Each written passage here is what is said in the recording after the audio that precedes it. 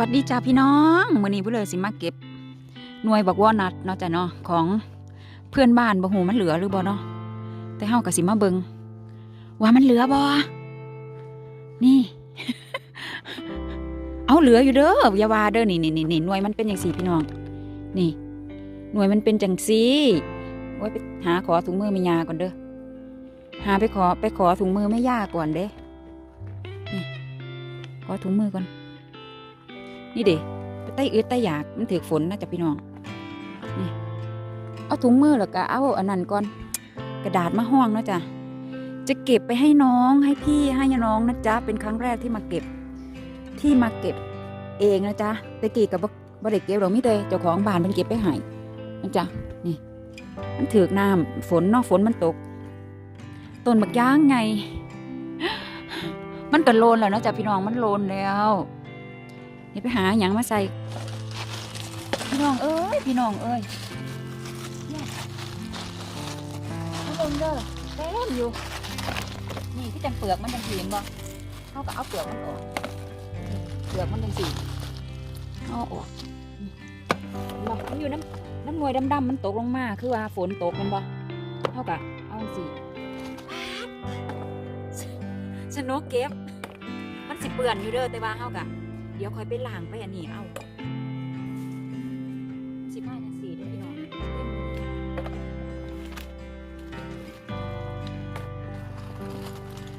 ไม่ได้มีถุงมือเลยอ่ะ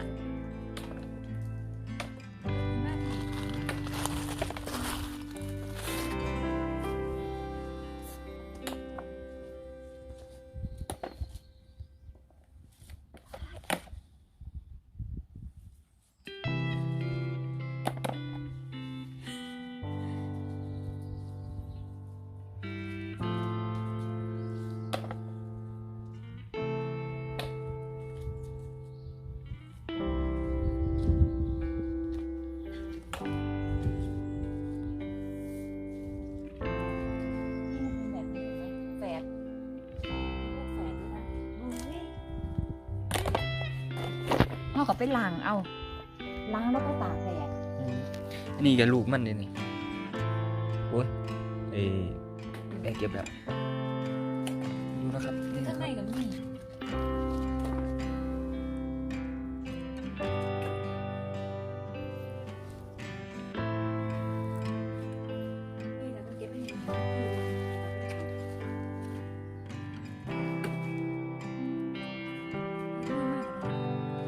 ใส่ใบใหม่มันหน่อยเห็นไหม นี่ยังแค่หลาย กดโทรศัพท์เลย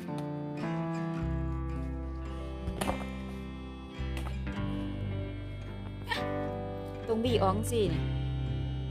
นี่หน่วยหนึ่ง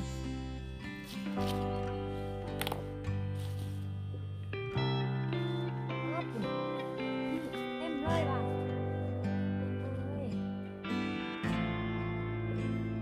ดูครับโอ้โหได้เป็นเยอะ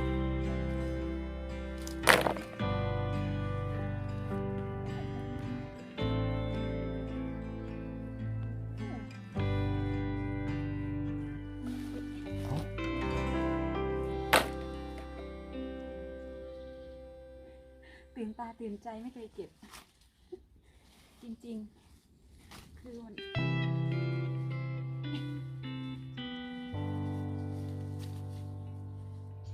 ดูนะครับ เวลาผลมันตกลงมามันก็จะเป็นอันนี้ผลสดมันนะครับข้างในมันก็จะเป็นอย่างนี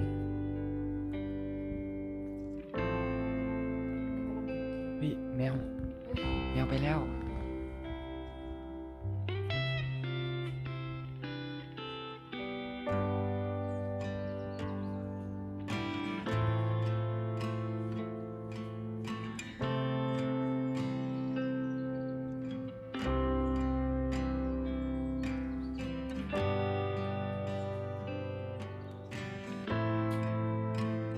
นี่นะครับ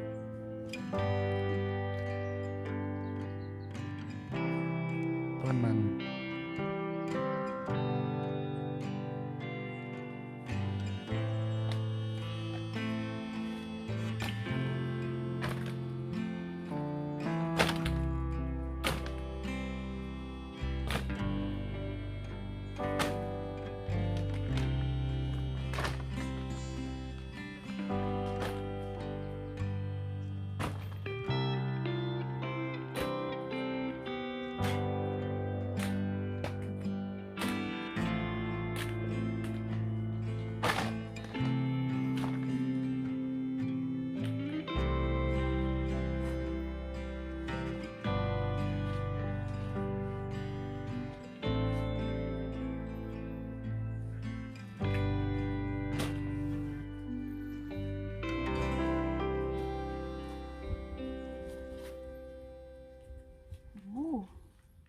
เก็บมันมากเลย โอ้โหดูครับดูนี่ครับ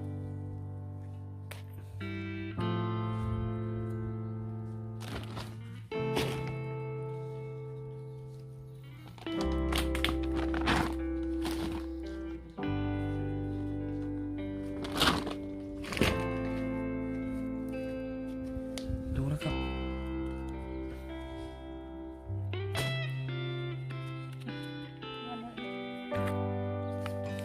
ดู มันลูกใหญ่มากอ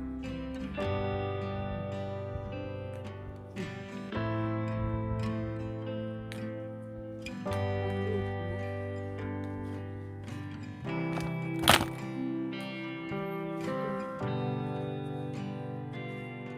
นนี้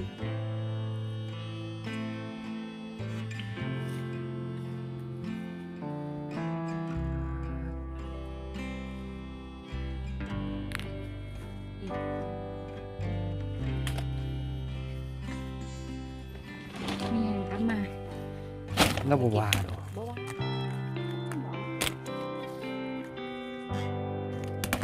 แต่แล้วมันคนบอกกันนี่ เอากลับมาแปลง เราคือบ่กินมาปลูกไว้ โอ้มันอยู่น้ำเราจะกว่าจะปี70 กว่าปีแล้วมันเลยอายุไม่เป็นเดือนนะ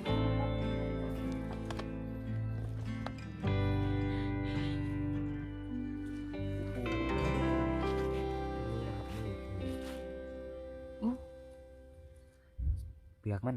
อ่า นี่ข้างในมันก็มีอันนี้โอ้ย นั่นไงลูกหนึ่งเอิร์ธอ่ะอ้าว นี่ครับเวลามันตกมาจะเป็น อืม แล้วก็เอาออกมาแบบง่ายๆเลย อืม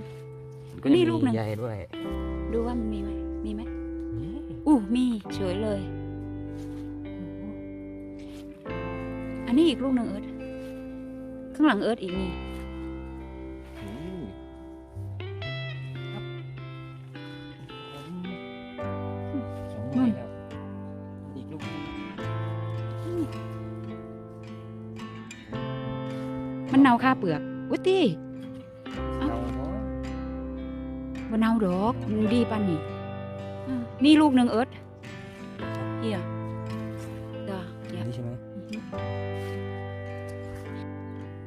อุ้ย อ้าวเหรอแม่เดินเมื่อกี้พอเห็น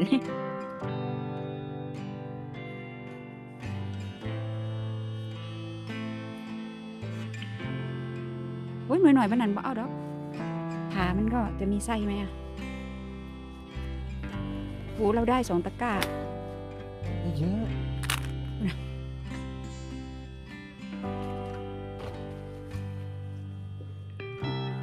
ง่ายๆเลย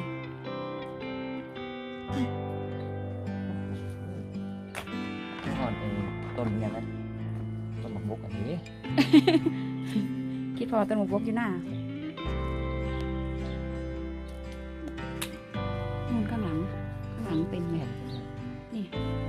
ก็โอ้โหมันสวยมากเลย ดูดิ เออ สองลูกนี่โอ้โหดูครับ ว้าวใหญ่มากเลย เออนี่แหละมันคัดไปให้แม่ได้จังสีได้เด้เวลามันเก็บนะเต็มเลยเอิร์ธนี่ โอ้ยนี่คือลูกสวย อืม ๆอุ้ยดูสิ มันแฝด มีลูกแฝดด้วย สวยอ่ะมันเป็นแฝดเอิร์ธวินี่3 ลูก ไหน นี่ไงเนี่ย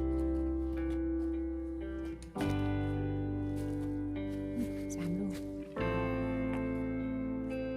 โอ้โห เห็นว่าถ้าถึงน้ำมันสีสะอาดแล้วเวลาไปตากแห้งมันก็สีแบบสีสวย อืม อืม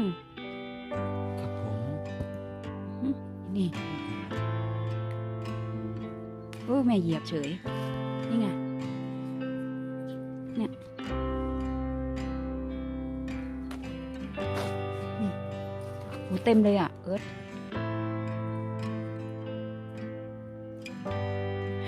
เต็มมือเลยไหนบ้างน่ะ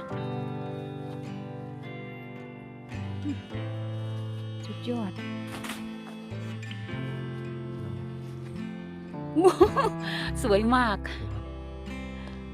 โอ้ยใหญ่มากเลย โอ้อยู่ทางนี้มันงามเว้ยเนาะ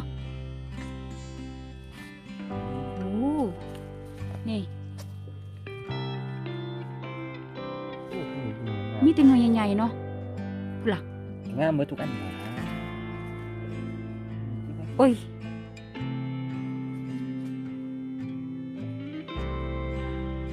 ไหนดูสิ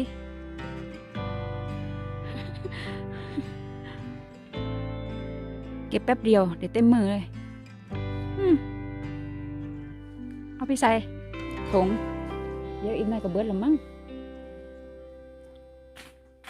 ได้เยอะปะเบิดได้ยังนี่1 ลูกอยู่กับน้ำนี่1 ลูกนี่ในเปลือกอันนั้นมันสิใส่ได้ปะปะ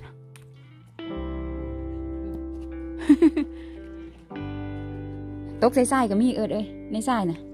ไม่ต้องแกะเปลือกมันกับของปีนี้ล่ะ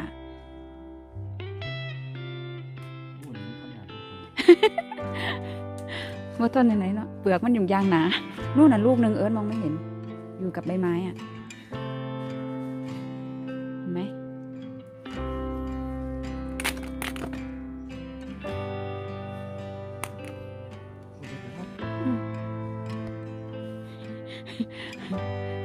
ก็สลัดแท้มีหอนหนักมองลางมือ ใส่ป้าดเอิดโอ้เอิดแม่เห็นนี่ยังหนูบ่ฮะแดงเลือดหมูแดงยังไงเนาะบ่เข้าใจแมนอยู่แดงชมพูม่วงๆว่าติ ก็เข้าใจเบา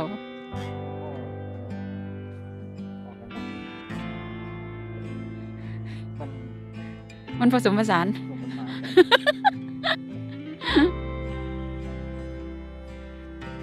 จับน้อยๆกับโลนวันนี้แม่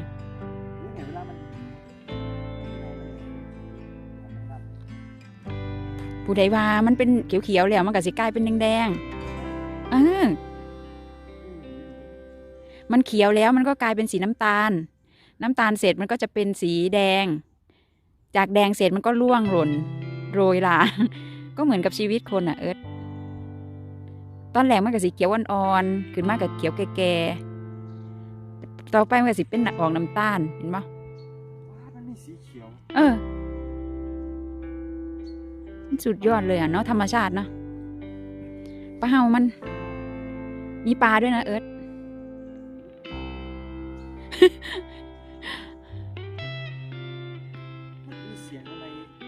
นกน้อยก้นกับแม่นี่ละเว้าต้นบักวอลนัทไปเก็บไปเมื่อ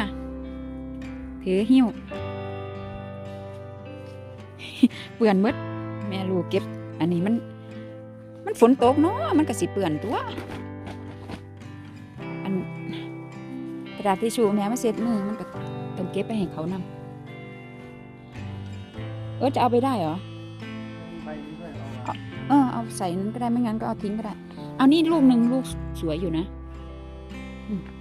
ตัวนี้ยกแล้วไม่เก็บไม่เลยโอ้ยบ่มาแล้วนี่สำนันเอาสำนันแค่นี้โอเคขอบคุณทุกคนที่ติดตามรับชมนะคะวิดีโอนี้ก็ขอจบเพียงเท่านี้นะจ๊ะเพราะว่าฝนจะตกอีกแล้วขนาดว่าพ่อสำนีเลี้ยวเห็นกันยังอยากได้อยู่ได้พี่น้องเอ้ยถ้าใครชอบคลิปนี้ก็อย่าลืมกดไลค์กดแชร์กดติดตามให้เบลอด้วยนะคะขอให้ทุกคนมีความสุขภาพร่างกายแข็งแรงเจอกันใหม่วิดีโอหน้าสวัสดีค่ะไปกันเด้อเอ้าลูกก็ไปใส่รถเสือเอาไปให้ยาเบิงจ่อย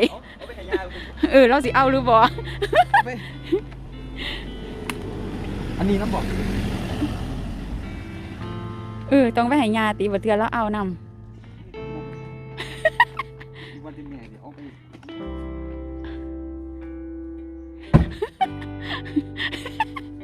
บ่แม่นเขาปิดประตูหรอหรือแม่งับไว้ซื่อไปหยาปาดเอิดเกือบเอิดเปื้อนข้างๆบ่เป็นหยัง